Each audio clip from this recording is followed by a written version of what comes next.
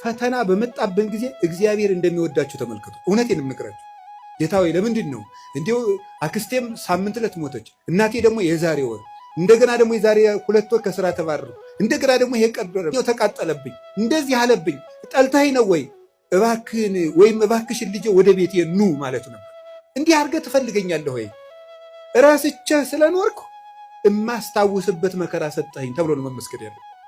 አንተን እንዳስታውስህ የመጥሪያ ደብዳቤ ላክልኝ ነው። መጽሐፍ ቅዱስን ደብዳቤ ጽፎ ላከ፣ ንስሐ አባት ላከ፣ መጽሐፍትን ጽፎ ላከ። በቅዳሴ ጠራን፣ በትምህርት ጠራን፣ በመዝሙር ጠራን። ወንድሞቻችን ሲመጡ በመከራ ጠራን፣ አልተመለስንም። መጨረሻ ላይ ደግሞ የመከራ መልእክት ይልካል። እባካችሁ ኑ ነው። ለምኖ የሚያድን አምላክ እንደ እግዚአብሔር ያለ አለ? ለምኖ እኮ ነው የሚያድን።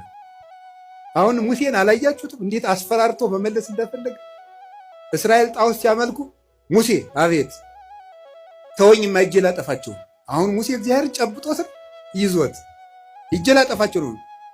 እንዲሁ እኮ ይገርማል እኮ እግዚአብሔር የሚያደርገው ነው። ኧረ ተው አታጥፋ። እንዲህ ማብላት ሲያቅተው ጊዜ በረሃ አምጥቶ ጨረሳቸው ነው የሚለው አለ ሙሴ። እግዚአብሔር እንዳይሰደብበት ነው እሱ።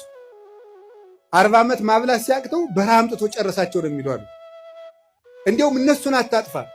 አባቶቻችን ሲተረጉሙ አሁን እግዚአብሔር ሊያጠፋቸው ወዶ አይደለም ሙሴ እንዲሰራቸው እንዲቀጣቸው ብለው ነው እንጂ ይላል። እንግዲያስ ሂድና ቅጣ አለው። ሰርቶ ቀጥቶ እስራኤልን ወደ ራሱ ሰበሰባቸው። በማስፈራራት እንድንመለስ እግዚአብሔር ክፉ ነገር እንዲመጣ ያደርጋል። ከቃሉ ጋር ናችሁ? ከቃሉ ጋር ናችሁ? እግዚአብሔር ከሁላችን ጋር ይሁን።